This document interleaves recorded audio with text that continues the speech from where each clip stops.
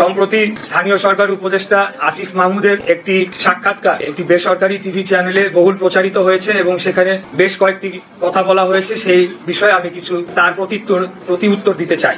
একটি বেসরকারি চ্যানেলে সাক্ষাৎকার দিয়ে স্থানীয় সরকার উপদেষ্টা আসিফ মাহমুদ অত্যন্ত আপত্তিকর কিছু কথা বলেছেন। তাকে ক্ষমা চাওয়ার দাবি জানাচ্ছি। আসিফ আরো বলেন, আমাকে তার নির্বাচনী এলাকা কুমিল্লার একটি উপজেলার জনৈক বিএনপি নেতা, আমি নাম উল্লেখ করছি না, প্ররোচনা দিয়েছেন। এই আন্দোলনে অর্থ ও লজিস্টিক্স দিয়েছেন এবং তার কাছে নাকি প্রমাণ রয়েছে। এই প্রমাণ তিনি জাতির সামনে তুলে ধরবেন, অন্যথায় তাকে প্রকাশ্যে ক্ষমা চাইতে হবে। আর আপনি যদি বলেন যে আমি মিথ্যা বলতেছি, ঠিক আছে, আসিফ মাহমুদ আমার সামনে টকশোতে আসুক, চ্যালেঞ্জ করতেছি যে এই দল গঠনের অন্যতম মাস্টারমাইন্ড আসিফ মাহমুদ। এই আন্দোলনে কি আসিফ জিতবে নাকি ইশরাক জিতবে? কারণ যে আন্দোলন হচ্ছে, ভাই নিজেই বললেন যে নগরবাসী কিন্তু ভোগান্তির শিকার হয়েছে। আবার জনাব ইশরাকের রাজনীতির জন্য কিন্তু এটি একটি চ্যালেঞ্জ যে এই আন্দোলনে কি আসিফ জিতবে নাকি ইশরাক জিতবে। এখানে আমাকে ব্যক্তিগতভাবে আক্রমণ করে তো আসলে লাভ নেই। আসসালামু আলাইকুম ওয়া রাহমাতুল্লাহি ওয়া বারাকাতুহু। প্রিয় দর্শক, পুরো ভিডিওটা সম্পূর্ণ দেখার অনুরোধ জানাচ্ছি আপনাদেরকে। সম্মানিত বন্ধুগণ, দর্শক শ্রোতা মণ্ডলী, হঠাৎ করেই জরুরি সংবাদ সম্মেলন ডেকে সেখানে বিএনপি নেতা ইশরাক হোসেন স্পষ্টভাবে জানিয়ে দিয়েছে যে তার আর মেয়র হওয়ার ইচ্ছা নেই, মেয়র হওয়ার শখ মিটে গেছে। ইশরাক আর চাইছে না মেয়র হতে। তবে ইশরাকের মেয়র হওয়ার পথে যারা বাধা দিয়েছে অন্যতম তাদের মধ্যে উপদেষ্টা আসিফ মাহমুদের মুখোশ উন্মোচন করে তাকে কঠোরতম শাস্তির আওতায় আনার জন্য সংবাদ সম্মেলন ডেকেছে ইশরাক হোসেন, এমনটাই জানিয়েছেন তিনি। প্রিয় দর্শক শ্রোতা মণ্ডলী, উপদেষ্টা আসিফ মাহমুদের যত কুকীর্তি, যত দুর্নীতি এই উপদেষ্টা পদে বসার পরে সব কিছু প্রকাশ করেছে ইশরাক হোসেন। রীতিমতো বলা যায় ইশরাকের দাবি সে সকল প্রমাণের ভিত্তিতেই আসিফের ওপরে আনিত অভিযোগগুলা এনেছে। প্রিয় দর্শক শ্রোতা মণ্ডলী, এই আসিফ মাহমুদের ওপরে যে অভিযোগগুলো করেছে, আসিফ মাহমুদের বিরুদ্ধে যে অভিযোগ তুলেছে ইশরাক হোসেন, তার প্রমাণের ভিত্তিতে এই সংবাদ সম্মেলনে ইশরাক কী বলল, কেনই বা তিনি বললেন মেয়র হওয়ার ইচ্ছাটা মরে গেছে, তার মেয়র হওয়ার ইচ্ছা শখ মিটে গেছে, আমরা সেটা তার মুখ থেকে শুনে আসি, তারপরে কথা বলি। গত 27শে মার্চ 2025 তারিখে নির্বাচনী ট্রাইব্যুনাল প্রথম যুগ্ম জেলা জজ ঢাকা কর্তৃক মামলা নম্বর 15/2020 রায় প্রকাশ করা হয়।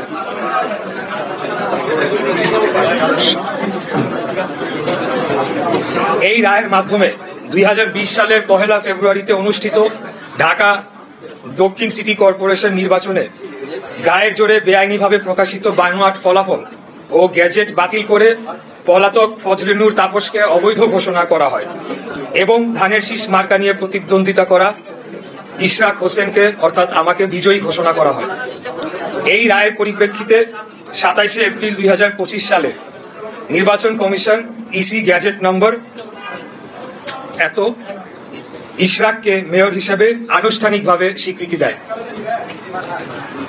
পরবর্তীতে গ্যাজেট ও রায় চ্যালেঞ্জ করে রিট দায়ের করা হয়। আমি এখানে ওই গ্যাজেটের যে রিট দায়ের করা হয়েছিল সেই সংক্রান্ত কয়েকটি তথ্য আপনাদেরকে পড়ে শোনাচ্ছি।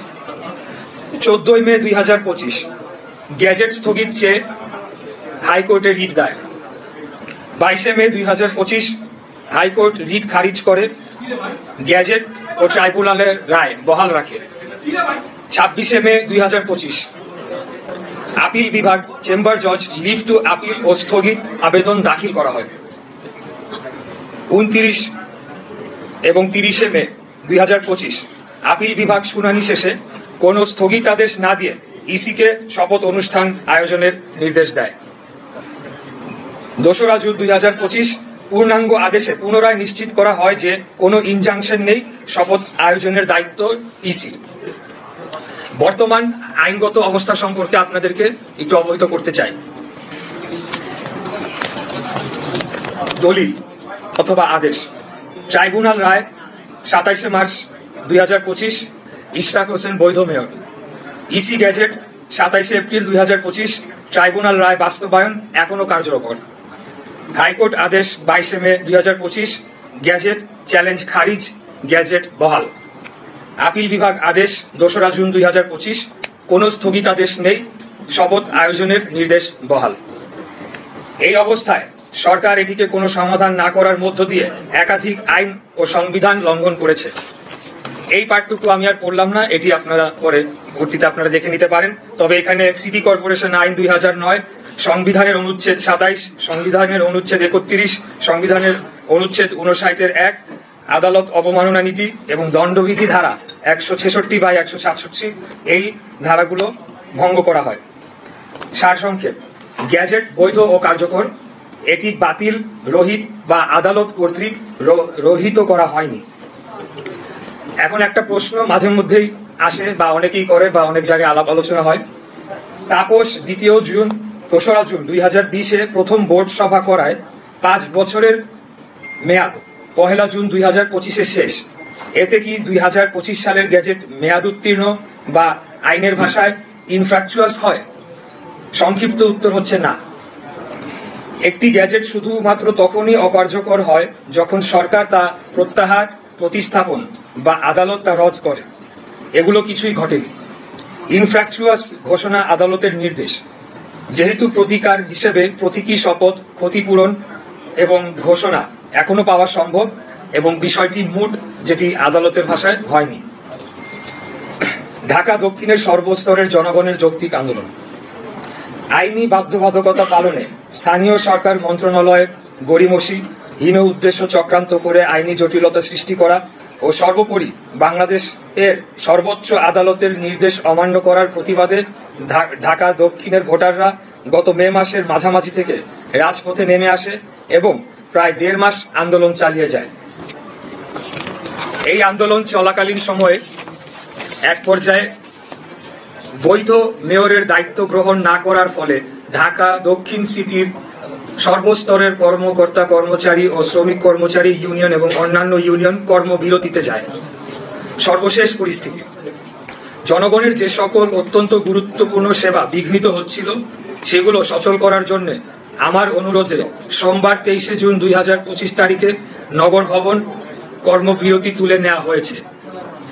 এটার সাথে আন্দোলনের দাবি অথবা সরকারের কোনো চাপ, ভীতির বিন্দুমাত্র কোনো বিষয় নেই। বরঞ্চ অন্তর্বর্তীকালীন সরকার জনগণের সকল আশা আকাঙ্ক্ষা, ন্যায্য দাবি এবং আইন আদালতকে পরোয়া না করে দিনের পর দিন জনদুর্ভোগ সৃষ্টি করে রাখে। এই দুর্ভোগ নিরসনে জনস্বার্থের কথা চিন্তা করে আমরা সবাইকে নিয়ে সকল জরুরি সেবা চালু রাখি। কোরবানি ঈদের পর নগর ভবনের ঊর্ধ্বতন কর্মকর্তারা দৈনন্দিন সকল সেবার কার্যক্রম চালুর উদ্যোগ নিলে স্থানীয় সরকার উপদেষ্টা ও সচিব আঞ্চলিক কর্মকর্তাদের নির্দেশ দিয়ে জন্ম, মৃত্যু, নাগরিক ও বাড়ির সনদ দিতে বারণ করে। জানা যায়, জনগণকে সুবিধা বঞ্চিত করে এর দায় আন্দোলনকারীদের উপর চাপিয়ে দেয়ার কুচক্রান্ত বাস্তবায়ন করতে চেয়েছিলেন তারা। সেই চক্রান্ত রুখে দিতেই কর্মবিরতি তুলে নগর ভবন উন্মুক্ত ও আঞ্চলিক কার্যালয় সচল করা হয়েছে। পাশাপাশি এটাও উল্লেখ করা যাচ্ছে যে সীমিত পরিসরে সেবা প্রার্থীদের কোনো প্রতিবন্ধকতা সৃষ্টি না করে একটি নির্দিষ্ট স্থানে, নির্দিষ্ট দিনে, নির্দিষ্ট সময়ের জন্য আন্দোলনকারীরা প্রতীকী কর্মসূচি পালন করে যাবে। এবার আমি আসতে চাচ্ছি, সম্প্রতি স্থানীয় সরকার উপদেষ্টা আসিফ মাহমুদের একটি সাক্ষাৎকার একটি বেসরকারি টিভি চ্যানেলে বহুল প্রচারিত হয়েছে এবং সেখানে বেশ কয়েকটি কথা বলা হয়েছে। সেই বিষয়ে আমি কিছু তার প্রতি উত্তর দিতে চাই। একটি বেসরকারি চ্যানেলে সাক্ষাৎকার দিয়ে স্থানীয় সরকার উপদেষ্টা আসিফ মাহমুদ অত্যন্ত আপত্তিকর কিছু কথা বলেছেন। আসিফ বলেছে, বিএনপির এক নেতার ইন্ধনে ইশরাকের আন্দোলন হয়েছে। এই বক্তব্যের মধ্য দিয়ে হাজার হাজার ঢাকার ভোটারদের চরম অপমান করা হয়েছে। ঝড়, বৃষ্টি, তীব্র রোদ উপেক্ষা করে দিনের পর দিন শারীরিক ও মানসিক পরিশ্রম করে আন্দোলন করা ঢাকার এই জনগোষ্ঠীকে এই একটি বাক্য উচ্চারণের মধ্য দিয়ে নাগরিক থেকে পশুর মর্যাদায় নিয়ে যাওয়া হয়েছে। এটার জন্য তাকে অবশ্যই নাগরিকদের কাছে ক্ষমা চাইতে হবে। দ্বিতীয়, আসিফ আরেকটা কথা বলেছে, ইশরাককে মিসগাইড করা হয়েছে। এই বক্তব্যের মধ্য দিয়ে তিনি ঔদ্ধত্যপূর্ণ আচরণ করেছেন। তিনি অন্যদের চেয়ে নিজেকে শ্রেষ্ঠ এবং আমাকে ব্যক্তিগতভাবে চরমভাবে হেয় করেছেন। আমাদের ঢাকা নগরবাসীর স্বতঃস্ফূর্ত এই আন্দোলনকে এইভাবে অপমান করার বিরুদ্ধে তীব্র নিন্দা ও প্রতিবাদ জানাচ্ছি। ঢাকার অধিবাসীদের প্রতি চরম অবমাননাকর এই বক্তব্যের জন্য তাকে ক্ষমা চাওয়ার দাবি জানাচ্ছি। আসিফ আরো বলেন, আমাকে তার নির্বাচনী এলাকা কুমিল্লার একটি উপজেলার জনৈক বিএনপি নেতা, আমি নাম উল্লেখ করছি না, প্ররোচনা দিয়েছেন। এই আন্দোলনে অর্থ ও লজিস্টিক্স দিয়েছেন এবং তার কাছে নাকি প্রমাণ রয়েছে। এই প্রমাণ তিনি জাতির সামনে তুলে ধরবেন, অন্যথায় তাকে প্রকাশ্যে ক্ষমা চাইতে হবে।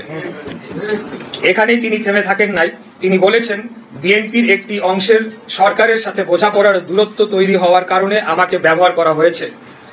তিনি বিএনপির মতো ঐতিহ্যবাহী পুরনো বৃহৎ রাজনৈতিক দলকে হেয় করেছেন এবং একটি অসত্য অভিযোগ তুলেছেন। তিনি নিজেকে বিশাল কোনো মহামানব হিসেবে উপস্থাপন করেছেন। উনি হয়তো ভুলে গেছেন ওনার জন্মের আগে বিএনপির জন্ম হয়েছে। আসিফ এটাও বলেছে, আমার পক্ষ থেকে যারা নেগোশিয়েট করতে এসেছেন তারা solely আমার পক্ষে নেগোশিয়েট করেন নাই। আমার অর্থাৎ আমি, আমার বিষয়টি সম্পূর্ণ আইনি, এখানে নেগোশিয়েট করার কোনো সুযোগ নেই। আদালত স্পষ্ট করে রায়ের মাধ্যমে কি করতে হবে তা বলে দিয়েছে।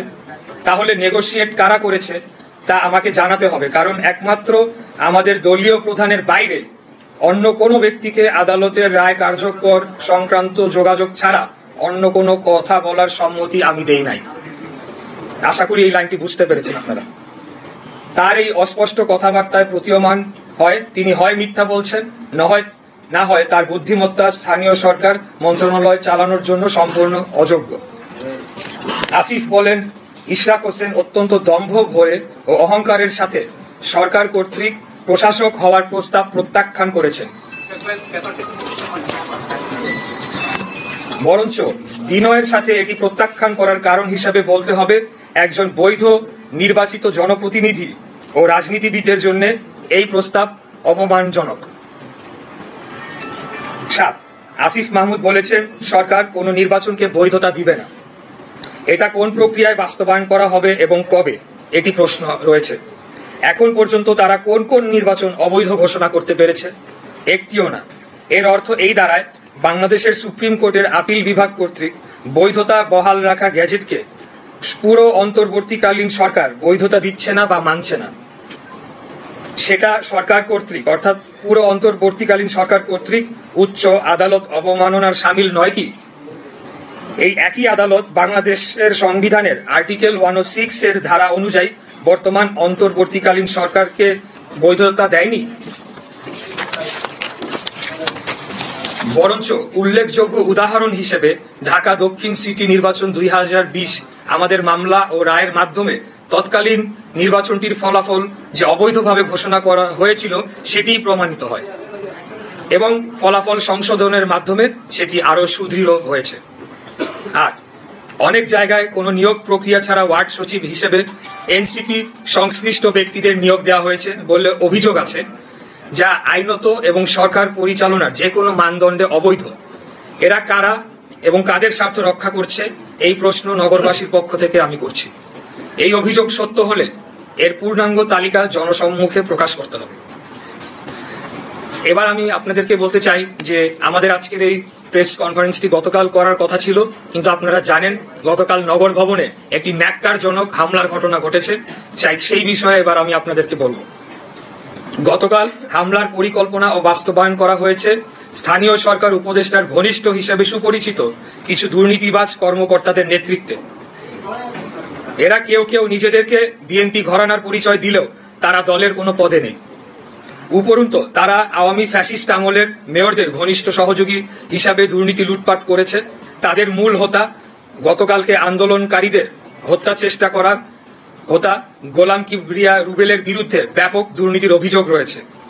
আসিফ মাহমুদ দায়িত্ব নেওয়ার পর রুবেল তার লুটপাটের হাতিয়ার হয়ে উঠেছিল বলে নগর ভবনের আনাচে কানাচে কথা হচ্ছে। তাই মরিয়া হয়ে রুবেল গংকে নগর ভবনে পুনর্বহাল করার জন্য এক ঢিলে দুই পাখি মারার চেষ্টা করা হয়েছে।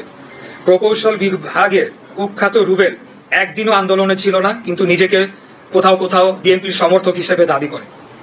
তদবির করে কাজ ভাগাভাগির মাধ্যমে অবৈধ অর্থনৈতিক সুবিধা করে দেয় এনসিপি ও রাজনৈতিক কিছু নেতাদের।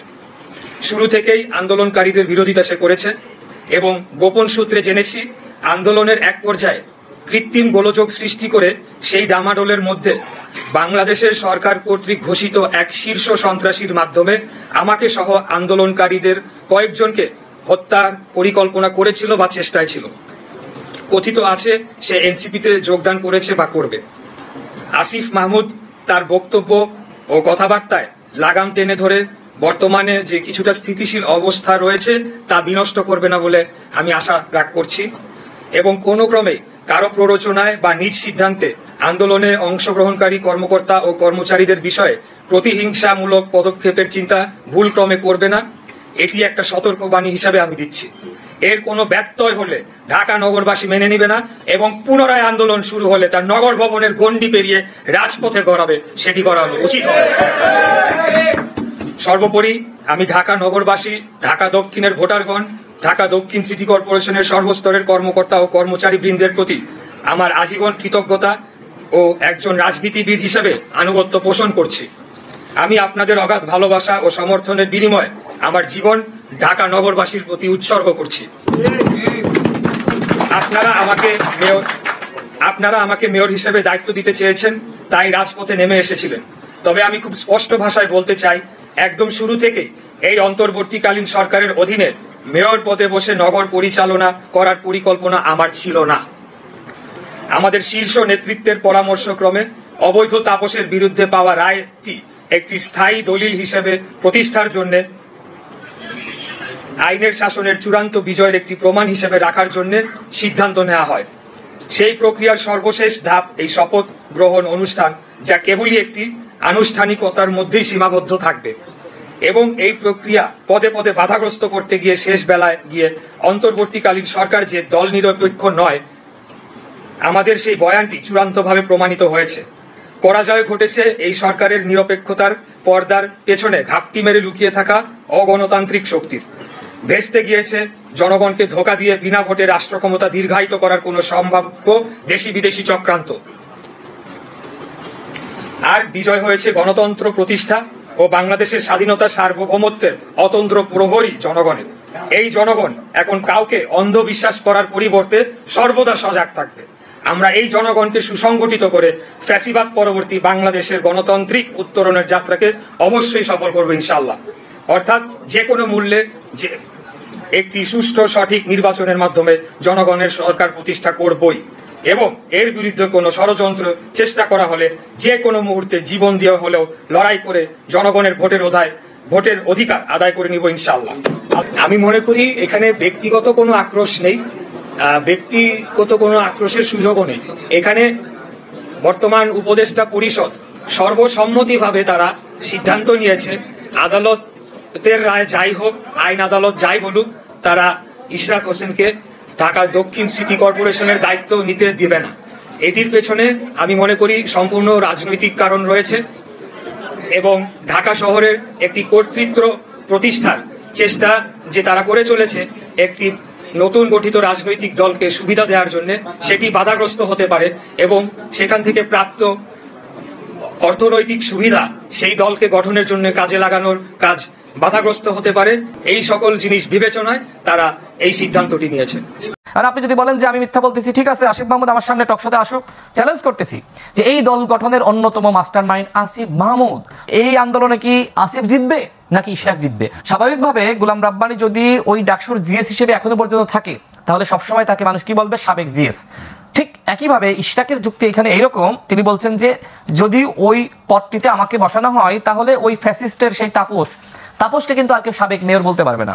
তো আমার মনে হয় এই বিষয়টি সরকারকে আরো বেশি সহজে যদি সরকার হ্যান্ডেল করতো, তাহলে এই কাজটা হয় না। কারণ যে আন্দোলন হচ্ছে, ভাই নিজেই বললেন যে নগরবাসী কিন্তু ভোগান্তির শিকার হয়েছে। আবার জনাব ইশরাকের রাজনীতির জন্য কিন্তু এটি একটি চ্যালেঞ্জ যে এই আন্দোলনে কি আসিফ জিতবে নাকি ইশরাক জিতবে। আমার কাছে মনে হয় এটা সরকার কোনো ব্যাপার না, এটা প্রধান উপদেষ্টার কোনো ব্যাপার না, এটা মূলত ব্যক্তির, এটা মূলত আসিফ মাহমুদের একটি ইগো। কারণ তিনি এইখানে আর একজন ব্যক্তিকে প্রশাসক হিসেবে বসাতে চেয়েছিলেন, এবং বিভিন্ন সময় কিন্তু আমাদের দলের সাথে তারা আলোচনা করেছেন, হ্যাঁ, বিভিন্ন ইস্যুতে। তো সেই জায়গায় আমি জেনেই বলছি যে এইখানে একজন ব্যক্তিকে তিনি বসাতে চেয়েছিলেন, কিন্তু সমস্যা হয়ে গেছে যে হঠাৎ করে আদালতের কাছ থেকে আরেকটি রায় এসেছে।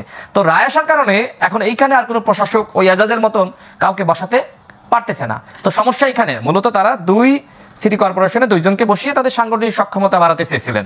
এই যে নিজেদের দলকে শক্তিশালী করা, এই চিন্তা যখন একজন উপদেষ্টা করেন, তখন তিনি শপথ ভঙ্গ করেন।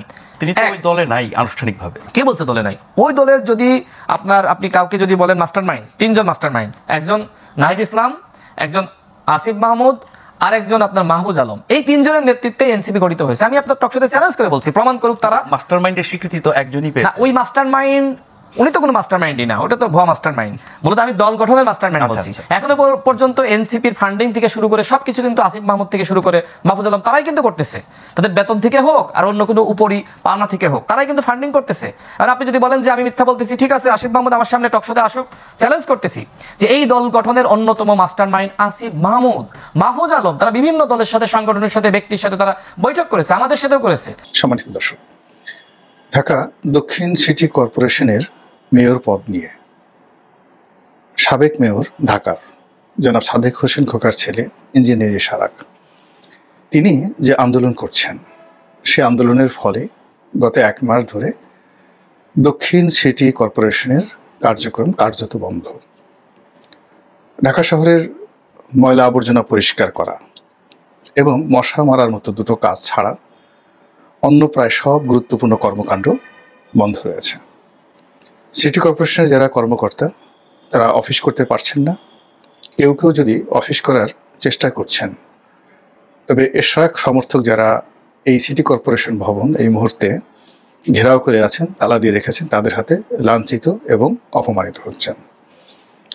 জনাব এশরাক মাঝে মধ্যে সেখানে যাচ্ছেন এবং তার সমর্থকদেরকে তিনি উৎসাহ দিচ্ছেন, এবং তিনি যে কথাবার্তা বলছেন, কর্মকাণ্ড চালাচ্ছেন, তাতে এই যে পবিত্র ঈদুল আজহার আগে তিনি যেভাবে ঘোষণা দিয়েছেন যে তাকে যদি নির্দিষ্ট সময়ের মধ্যে শপথ পড়ানো না হয়, সেক্ষেত্রে তিনি নিজেই শপথ পড়ে নেবেন এবং মেয়র হিসেবে, নির্বাচিত মেয়র হিসেবে কর্মকাণ্ড শুরু করে দেবেন।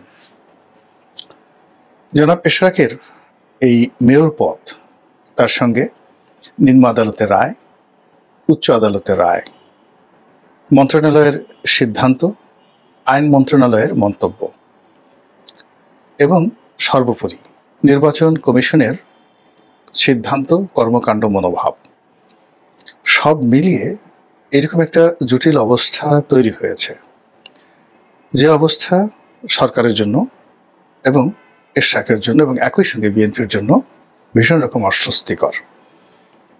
এখান থেকে কেউ যদি পিছিয়ে যান, সেটা যেমন তার জন্য নাক কাটার মতো অবস্থা, আবার এখানে যদি কেউ বিজয়ী হন, তার জিদ, তার সিদ্ধান্ত যদি এখানে বলবৎ হয়, তাহলে প্রতিপক্ষের জন্য সেটি হবে আত্মহত্যার শামিল। এবং ঠিক এমন একটা অবস্থাতে এখন সরকারের সঙ্গে বিএনপির সম্পর্ক, ডক্টর মোহাম্মদ ইউনূসের সঙ্গে তারেক রহমান সাহেবের যে সম্পর্ক, সেই সম্পর্কটি নিয়ে নানা রকম প্রশ্ন উঠে পড়েছে। এখন জনাব এশরাক সাহেব, তিনি কি বিএনপির হাইকমান্ডের নির্দেশ নিয়ে এই কর্মকাণ্ড চালাচ্ছেন, নাকি নিজের ইচ্ছায় তিনি এই কর্মকাণ্ড চালাচ্ছেন? বিএনপি সমর্থিত পত্রপত্রিকা, বিএনপি সমর্থিত সাংবাদিক এবং আরও অনেক শুভানুধ্যায়ী, তারা ইতিমধ্যে এক্সট্রিম লেভেলে জনাব এশরাক সাহেবের সমালোচনা শুরু করেছেন। সকলের বক্তব্য যে এই ভদ্রলোকের জন্য পুরো দল বিপদে পড়তে যাচ্ছে এবং ওনার জন্য পুরো বিএনপির যে রাজনীতি মুখ থুবড়ে পড়বে। এইগুলো যারা সমালোচনা করছেন, বিএনপির অভ্যন্তরীণ খবর যারা রাখেন বা জানেন, তারা অনেকে মনে করেন যে জনাব এশরাক জনাব তারেক জিয়ার খুব ঘনিষ্ঠজন। বলা হয়ে থাকে তিনি জিয়া পরিবারের একেবারে ঘরের মানুষ, এবং এই মুহূর্তে পুরো বিএনপি রাজনীতিতে যদি জিয়া পরিবারের ঘরের মানুষ কাউকে বলা হয়, তাহলে সেটা এশরাক সাহেবকেই ধরে নেওয়া হয়। তিনি জনাব তারেক রহমানের স্নেহধন্য। এখন এই যে তিনি তারেক রহমান সাহেবের স্নেহধন্য, এর অর্থ যে তিনি যে কাজ কর্ম করছেন তার সঙ্গে জনাব তারেক রহমান সাহেবের একটা গ্রিন সিগন্যাল রয়েছে।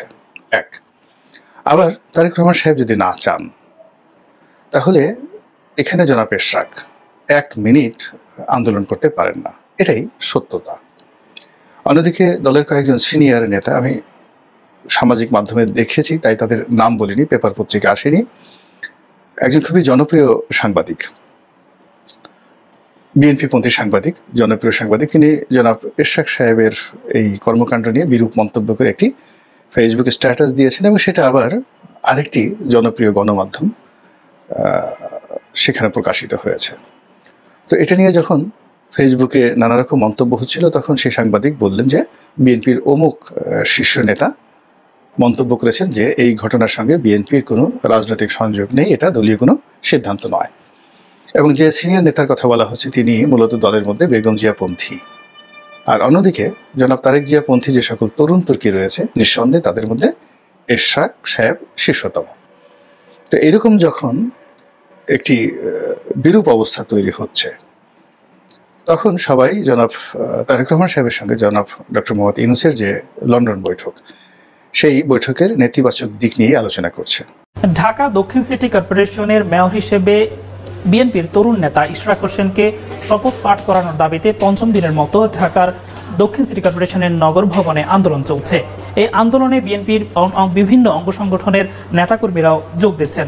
আজকে পঞ্চম দিনে এসে নতুন করে যুক্ত হয়েছে যে দাবি, তা হলো স্থানীয় সরকার উপদেষ্টা সজীব ভুঁইয়ার যে পদত্যাগের দাবিটি।